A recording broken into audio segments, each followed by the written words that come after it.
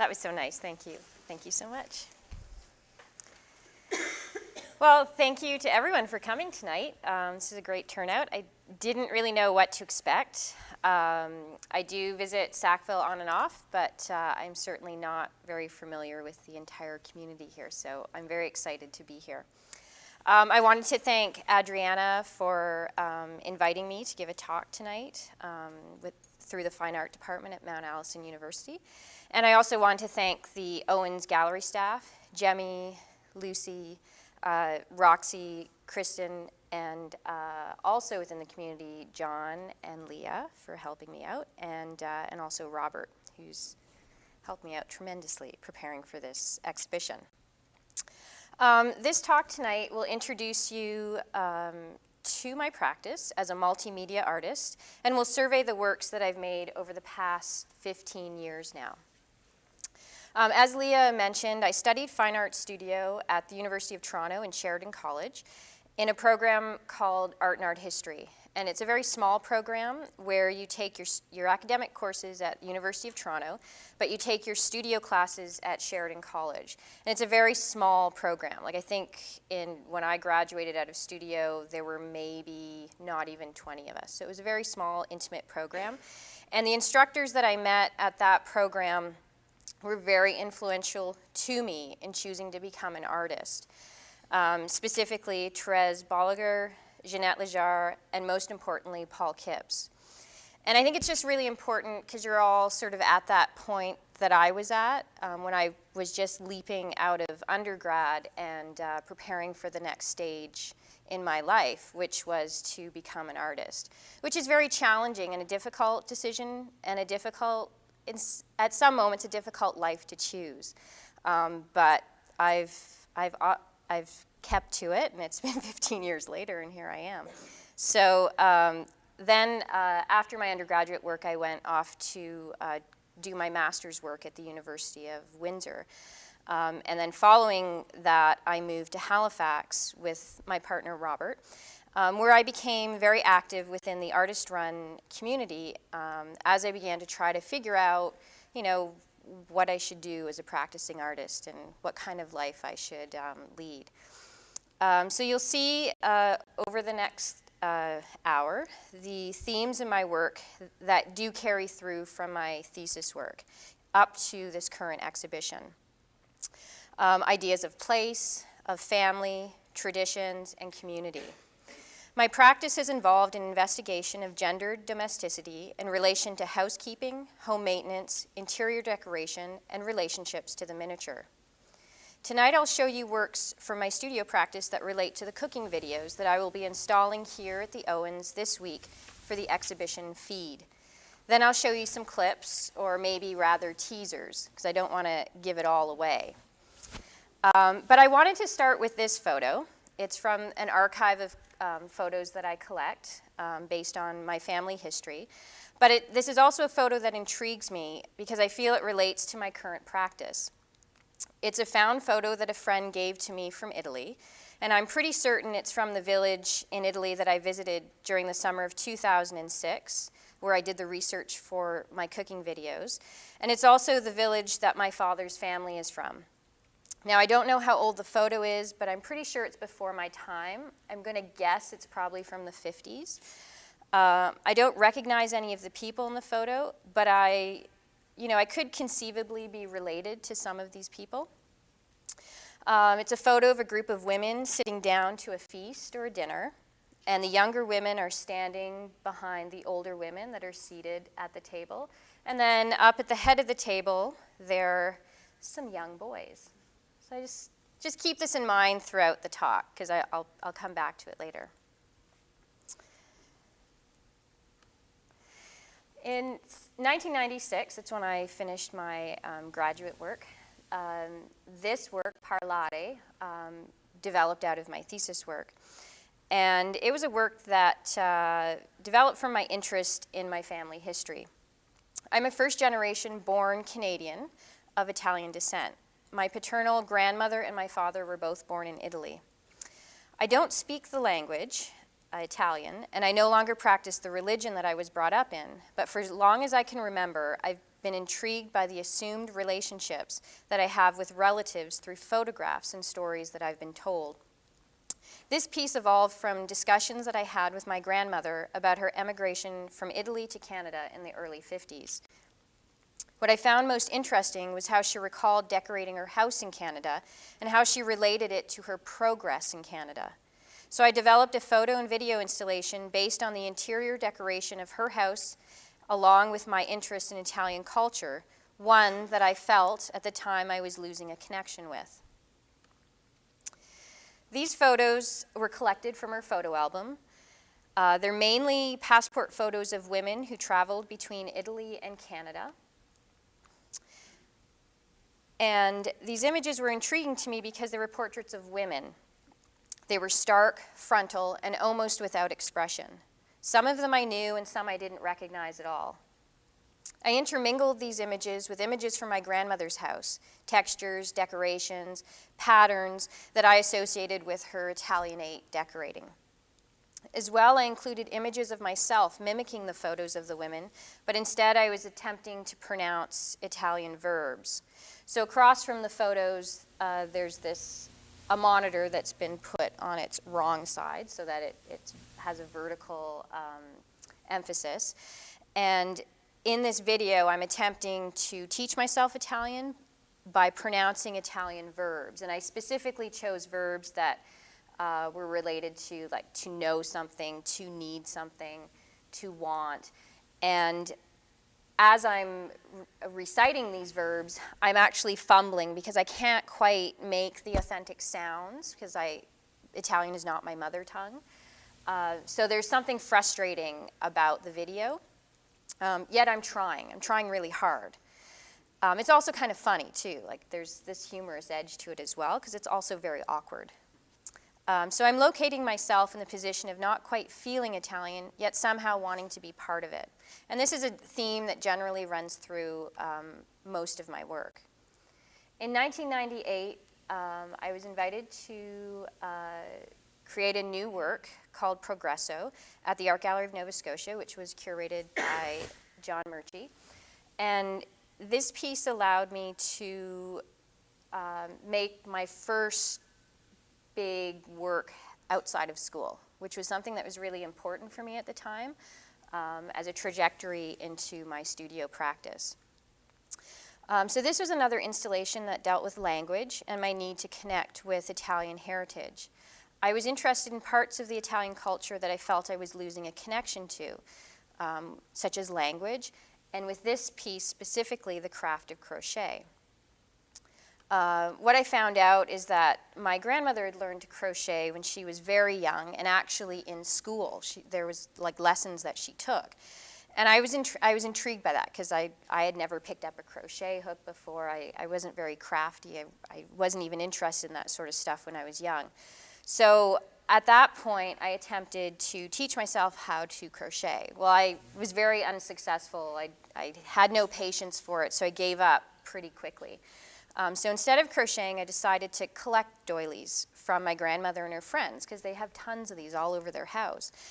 And but what I found out was that no one really wanted to give me their doilies because these objects were becoming really important objects of memory, of nostalgia that women were handing down through generations, like through their mothers and their grandmothers.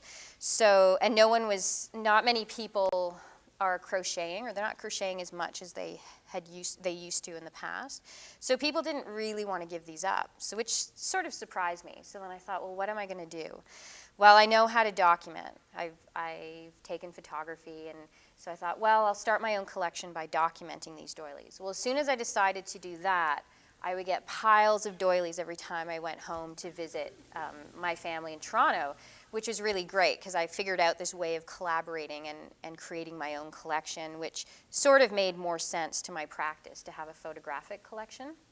So as I was documenting these doilies, I was still thinking about language and thinking about identity and my location within this, like between like who I was as an Italian-Canadian or Canadian-Italian. And so I decided to write a list of words again that were feminized words in Italian that related to labeling, like, you know, this one is specifically Angelica, so that means like angel-like, but it's the feminized version of that. So I had a whole list of these labels, and I started to mimic the crocheted objects the doilies that I was finding. So they started to make their own patterns.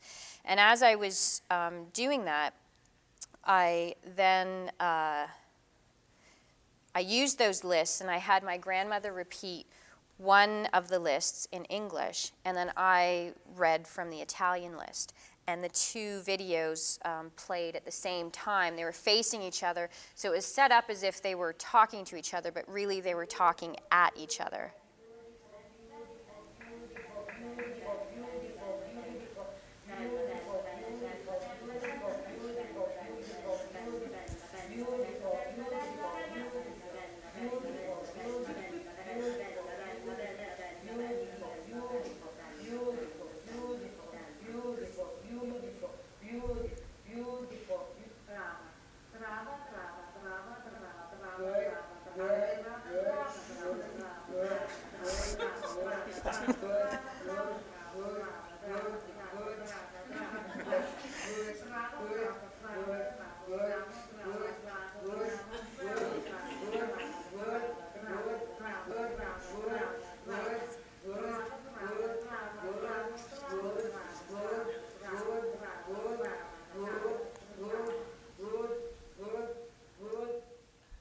So that went on and on and on. And like I have to say, my grandmother was a really good sport, because I basically stuffed her in a closet and had her recite this to me endlessly in one afternoon. But continuing with my interest in Italian language, I also made a list of Italian feminine adjectives, and I took these adjectives and made them into t-shirts that I would wear. And the word that was ironed on the t-shirt became the label of the wearer, the front side being the more positive word and the back side being the negative. So in this image, brava meaning good girl, and cattiva, which means like little devil in a feminized version. So, you know, translate to bad girl. So I referred to these t-shirts as my good girl, bad girl t-shirts, and there was a series of 12 of them.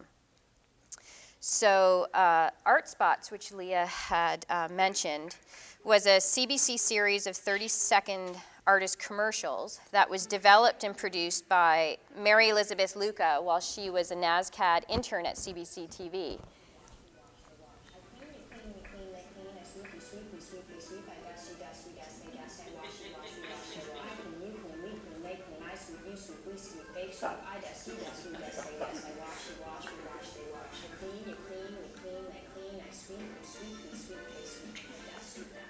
So in these, I'm sporting the good girl, bad girl t-shirts as I'm obsessively cleaning the dollhouse.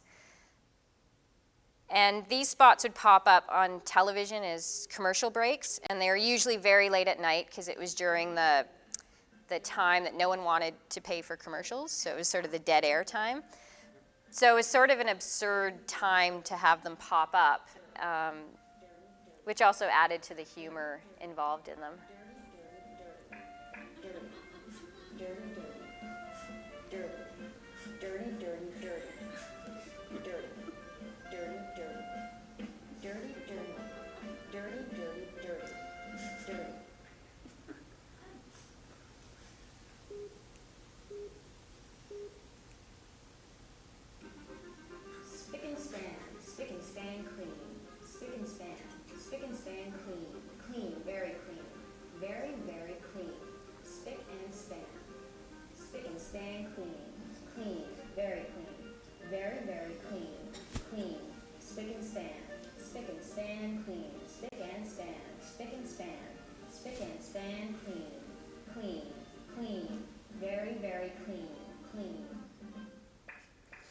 So when Mary Elizabeth invited me to do these spots, I had proposed to actually make new work, because the art spots formally were sort of like artist information commercials, and I thought I would use the medium of television to sort of play with, or integrate the type of work that I was interested in doing.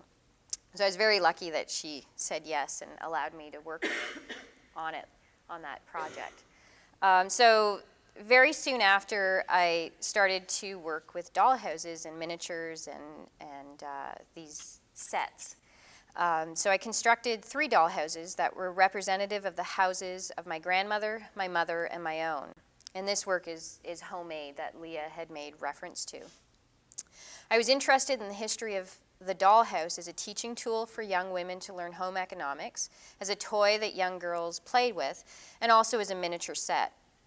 So each house was decorated to reflect the homeowner. This is my grandmother's house, a Victorian house with Italianate decorations. So you'll see like the arches, and there's a fountain in the front. Was my mother's house, which was more akin to a suburban monster home. And then mine was a small Cape Cod style house with Roman arches. And just a note here that these arches are very familiar in the little Italies of bigger North American cities, like Toronto is a marker of Italian identity. So in the 60s, once Italians started to establish themselves in Canada, they started just add on these arches just onto whatever house they were living on. So architecturally, it really doesn't make any sense, but it's the Roman arch, like we're here, this is our house. So that I played with that as an archetype within these models. But inside the houses, I created narratives that were related to home maintenance and house cleaning.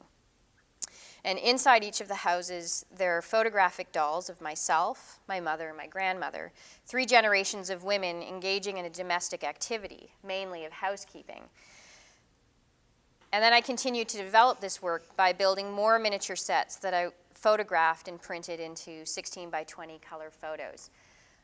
And so you'll notice there's a common theme here where I have the Cinderella complex. I am obsessively cleaning and not quite doing a good job, or not doing, I'm just not good enough because they're just quite not that pleased with my performance here.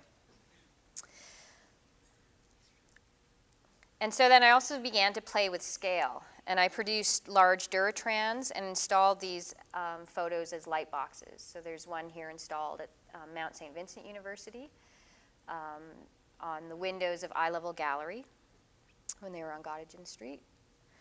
And then at Gallery 44 has 3 vitrines that they use for displaying artwork, and I proposed a triptych of the photos and decided to turn the vitrines into light boxes. And so as a triptych, each one of these images represent a scene from my mother's house, my grandmother's house, and then my house. And continuing to play with scale, I also made the mother, grandmother, and daughter cutout dolls from the Good Housekeeping series into large placards and presented them in real space. So I think these are larger than life. But domestic decoration reoccurs in the work as well, as miniatures, and here in this installation as tracings. On one trip to visit my family in Toronto, I made patterns of the furniture in my grandmother's living room and dining room, and then took them with me to various locations to reinstall. And I basically redecorate different gallery spaces with the patterns from her furniture. And this image is at the Khyber, the first installation of it.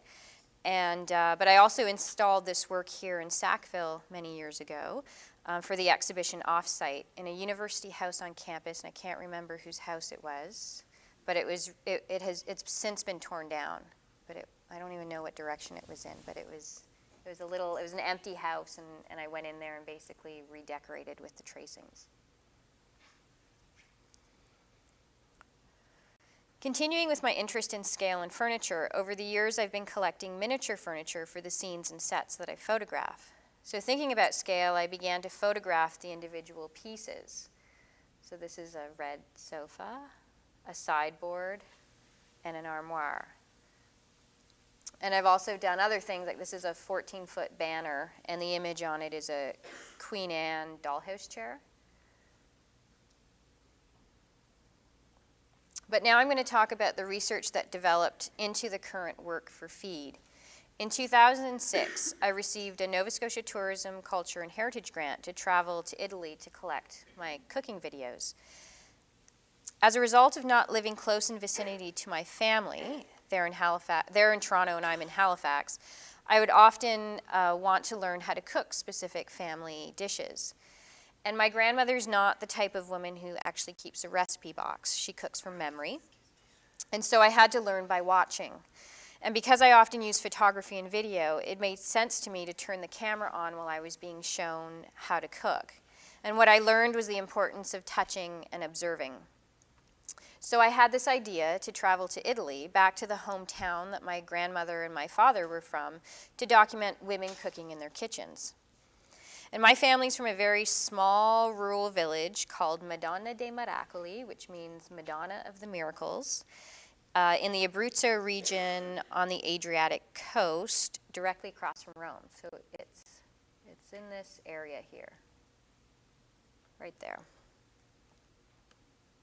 It's a town by the sea where there are vineyards and olive groves, and for generations my family has been in the business of producing wine and olive oil. Madonna dei Miracoli has a very interesting story attached to its founding. It's based on the resurrection of a church, a basilica, that lies at the end of the street where my family lives. As the story is told, an apparition of the Virgin Mary to a peasant farmer occurred on the 11th of June, 1576. There was a terrible hailstorm, and the old peasant went to check what had happened to his wheat field in the Pian del Lago. Before he could reach it, he heard the church bells and knelt down to pray. And right at that moment, he saw the Virgin Mary who told him his field would be spared. So a chapel was built on the place, and the peasant's son became a priest and wrote down his father's story on a paper that is still kept in the sanctuary. And miracles followed in this place. The small rural church changed over the centuries and enlarged, and every year on June 11th, the sanctuary is transformed into a destination of pilgrims coming not only from the Abruzzo region, but also from bordering areas. And many, after receiving a grace, leave in the sanctuary their ex voto. So it's a pretty, special place with this interesting story attached to it. In 1925, the sanctuary was entrusted to Benedictine monks who built a monastery right nearby the church. And so this is the street Pian del Lago, and this photo I took from the church bell tower looking down, just to give you a sense of location. And these are the homes of the women who I documented cooking. So I basically walked up and down this street, and going into people's kitchens. This is my great aunt, Zia Julia, who was my first collaborator and who I planned my project with. And it's really important that I acknowledge the people, especially these women, because I would not have been able to do this project without them. So Zia Julia introduced me to other women and passed along my desire to be invited into their kitchens. This is Rosa, a good friend's mother, who also participated in the project. And these women were terrific. Sometimes we would schedule a visit, and other times I would be called at the very last minute as they were about to make something. The phone would ring at my aunt's home, and I'd have this, this excited person on the other end that would be, yelling at me to come over right now because I'm making terraluce and you can't miss it. And so I'd, grab my bag and I'd run down and stop anything that I was in the middle of. This is Zialina, the wife of my grandmother's brother. So when I decided to do this project, I took 2 cameras with me. One camera sat on a tripod and captured all the wide shots, and the other was handheld to pick up detail. And I was picking up the handheld shots, so I didn't really have any assistance with me. But I had decided that I didn't want to intimidate these women with a lot of gear, and I didn't want to have a difficult and complicated setup. So it was very simple and straightforward. I used only available light, and I decided that I wasn't going to direct anything. I wanted this to be as uncomplicated as possible. And I wanted the women to be relaxed and to forget that a camera was on and whatever happened in the scene was accepted. So if a small child ran up to the pasta table to play with some dough, that was okay. This is Elisa. And if the phone rang or the television was on, that was totally fine. And so all the sounds in the collected video are from the sites. So you can hear church bells, birds chirping, children playing, the radio. And this is Lucia. And I was told by many people about Lucia's pizza when I arrived and how it was the best pizza in town. You have to have Lucia's pizza. And so Lucia heard about my project, and because she knew she made the best pizza in town, she invited me over to document it, and then what we ended up having was a really big pizza party. That day, she made over 20 pizzas in her outdoor kitchen and modern pizza oven, and it was amazing. 4 to 5 women were assisting her, and everyone had their appointed task, and they knew exactly what they had to do. And this is Philomena. She was one of the younger women who participated often in my project, and she was a really terrific cook. But she spoke no English, so communication was very interesting, as my Italian is very, very rudimentary. And this is Gina, my cousin. She was also of the younger generation of cooks who allowed me into her kitchen, and she did speak some English. So I was there during the summer, and everyone cooked regionally and locally. Whatever was readily available from the garden or at the market was collected, prepared, and cooked on the same day. So that would range, from tomatoes and fish to zucchini and fruit. So while I was there, I collected over 20 hours of video and came back to Halifax overwhelmed.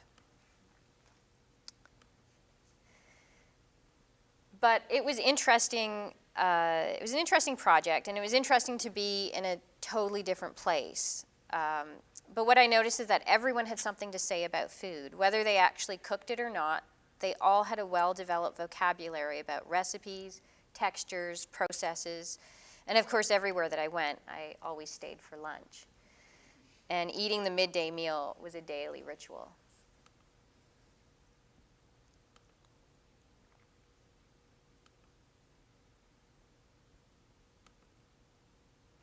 So back in Halifax, I come back with all my footage, and I basically don't know what to do.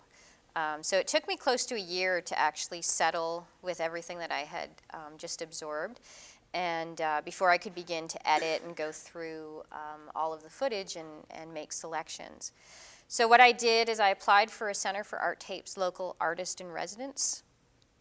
And this residency allowed me the time to review all of my footage and begin editing, which was really important for me in the process. So in the end, I made 25 15-minute videos, and I also learned a new video program called After Effects. And these videos became the work for Feed. So I'm going to show you a 1-minute preview of one of the single channel videos. This is Lucia's pizza party. And this music was on. I did not add this music. This is on the radio.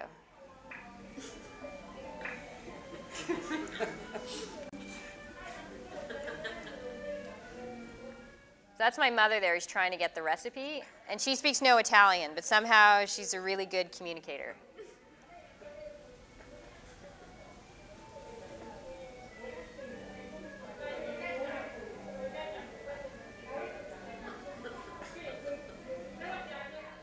So Lucia's the one who's shouting, directions there.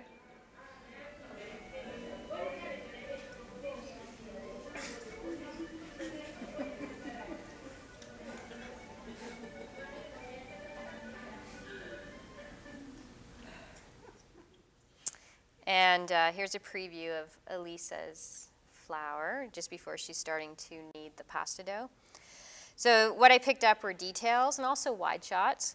But what I found really interesting was the competency of the way that these women worked, the way they handled food. Their movements are very accomplished and elegant, and they're proficient at what they do.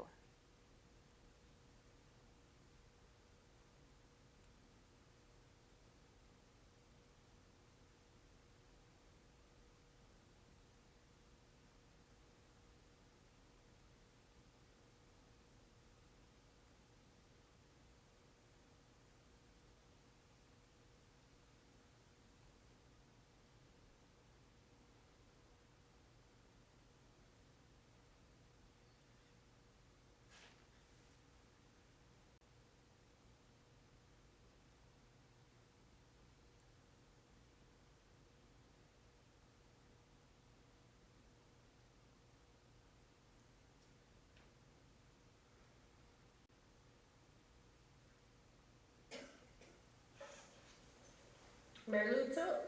Merluzzo, sì. Bisogna togliere le pinne.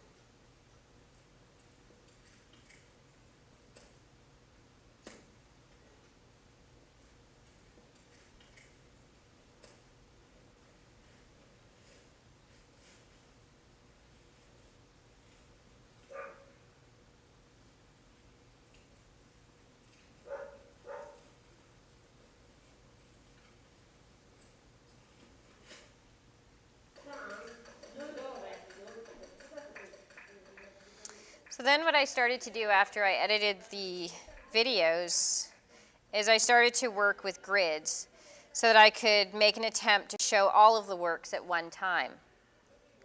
So this becomes chaotic and confusing, but for me it's also representative of a community and of a daily routine.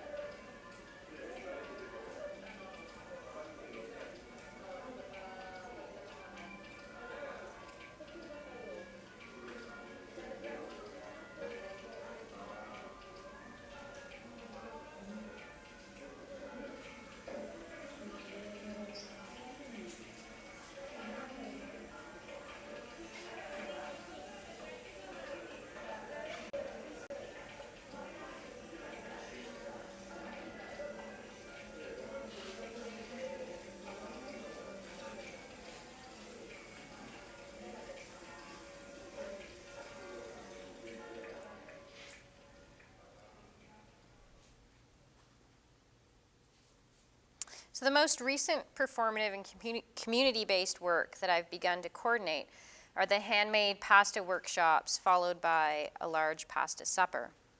This past summer, as part of the Eye Level Gallery members show, I proposed a pasta workshop and supper. So during the formal exhibition period, I set up a tableau of the equipment, complete with a hot plate, pasta machine, bowls, tomatoes, tablecloths, and a sign-up sheet and for workshop participants. So the maximum number was 10. And what happened is on the last day of the exhibition, I invited those 10 people to come to Eye Level Gallery, and I would teach them how to make handmade pasta, as I was taught by my grandmother and my great aunts. And so I taught them how to make pasta, and then we all worked together to make a lot of pasta, a lot of pasta, and it was a lot of fun. And I mean, out of the 10 people, no one had made homemade pasta before, so it was a lot of fun. And I didn't really know what I was setting up for myself. It was just an idea that I had that I wanted to try, and it was really amazing. And so the wonderful part about the process that I hadn't really planned was that all of the pasta that was made during the workshop ended up feeding the supper. So in effect, I didn't make any of the pasta. It was the workshop that made the pasta. And so there were boys and there were girls. And I had taken some footage, I have a video camera and I just do this. Like I just set up a video camera and I documented it. But I didn't know what I was going to do with the footage. So I had gone home to visit my family later at the end of August. And I brought the footage and I sat my grandmother and my mother down and I had them review, the workshop. And I should have actually documented them watching the video because they had a really, really good time. And my grandmother's like, there were boys there. She was so excited. But it was pretty amusing because even my demonstration was not up to par. Like I was criticized for how I was teaching the pasta workshop. But what ended up happening as well was that the participants in the workshop assisted with changing the gallery once again into a supper hall. So setting the table with clean tablecloths and dishes and forks and glasses. And although I was fairly flexible and open to the setup and the way that this would unfold, I did have some very specific parameters that had to be met. So one was it had to be a sit-down dinner. 2, it had to be served family style. And 3, we had to eat off of china and with cutlery. So no paper plates, no plastic forks, no servers, no buffet. It was a big sit-down dinner is what I wanted. So friends assisted with the process of boiling the pasta and mixing the sauce. And because it was the summer, we were able to do this out on the sidewalk. And also because Eye Level Gallery doesn't have a stove, I had to figure out how to rapidly boil water. So I had a propane burner outside and a big lobster pot boil, basically, but with pasta. So the supper was advertised to members of the gallery, but due to its location in downtown Halifax, passers-by also came in to eat. So people just walking off the street, wanted to know what all this commotion was about, and they came in to have dinner. And so we think we fed over 50 people, which was pretty amazing. People sat and ate full bowls of pasta. So people were definitely, their bellies were filled that night. So the workshop and the supper is an evolution of my research into the practice of passing along recipes and traditions that have been taught to me. The work extends into my community, the art community, wherever I may be. So on Saturday, November 27th at 5 p.m., I'm going to invite you all to a pasta supper here at the Royal Canadian Legion. So I hope you'll come out for that. So I think I'll end my talk with the first photo that I started with, and maybe it makes some sense as to why I'm so connected to this image. And that's it. I don't know if there are questions. Thank you.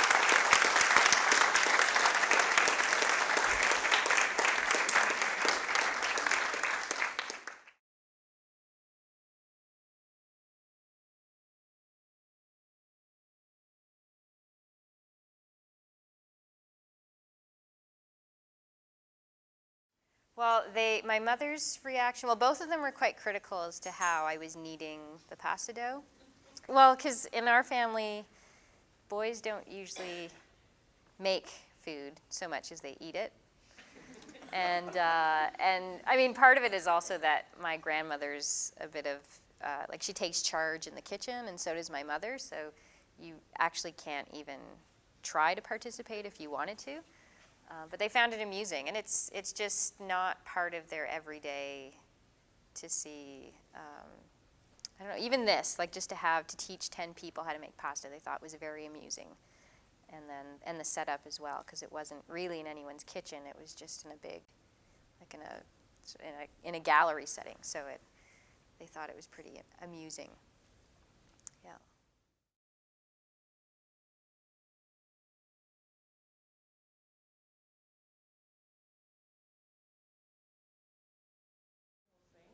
Oh, absolutely. Yeah, and I mean, this comes from my identity and my history.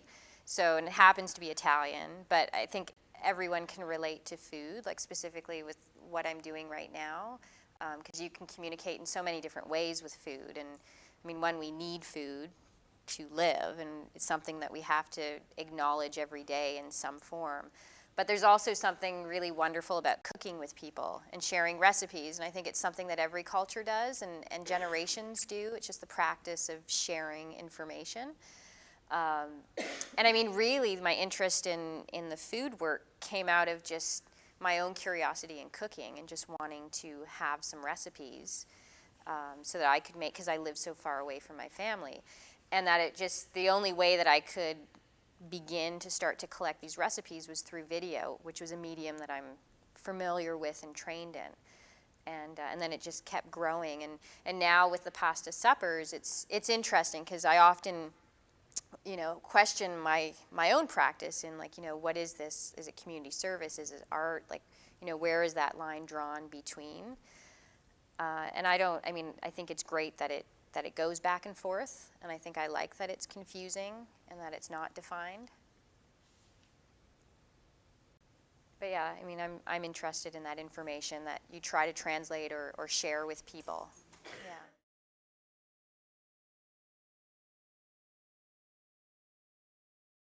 Well, working in a studio can be very lonely and isolating, but also working with a large group of people requires a lot of trust, and you have to leave a lot open to chance. And that can be very risky, but also a lot of fun. And the pasta performances are new for me, but they're quite exhilarating, and they feel more like performance for me, because you have a plan of an expected plan of how things are going to happen, but you don't know until you actually start doing it, and it's in the actual doing of it that you're making the work. So that it's interesting. It's different. It's a totally different shift for me. Although, most of my work requires some kind of collaboration, whether I'm putting my grandmother in a closet and making her read, English words to me, or I'm making people pose for me so I can take their photographs. In some way, I always think of collaborating in some way with people through the different projects that I do, as we all do as artists, whether we're having things made for us or someone's giving us information. But working with a group of people is challenging, and it just so happened that at that workshop everyone was really interested and really wanted to learn, so that I think also fed sort of what happened and what came out of it.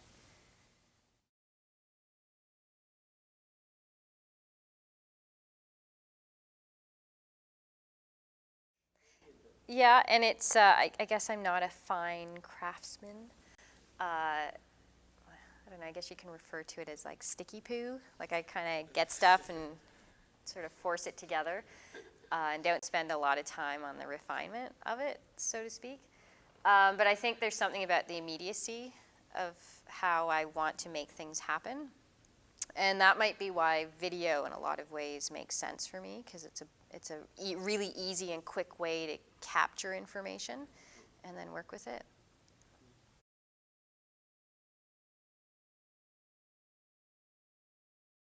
Yeah, that's why I like cooking and not baking. There's too much precision to baking.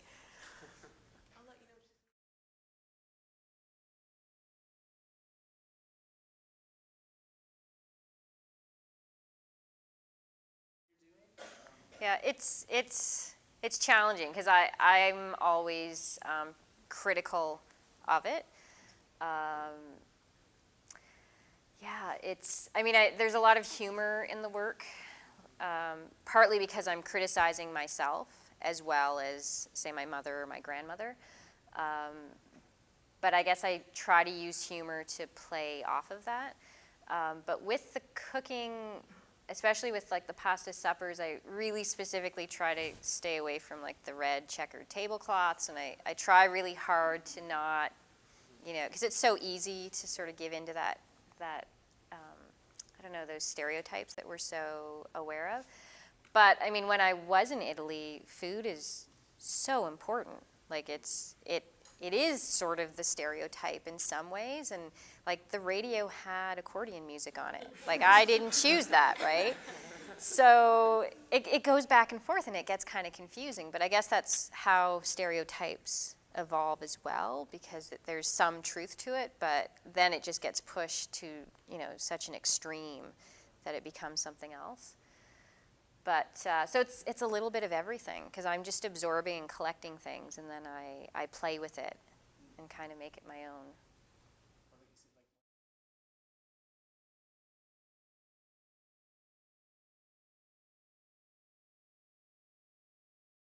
Yeah, I was also in a very rural area where, like the men went out and they did the heavy work on the farm, and the women basically stayed at home. And I mean, they would help out on the farm when it was really busy, but they cooked and they dealt with all the house stuff. So where I was pretty traditional. Like, I wasn't in an urban center, so.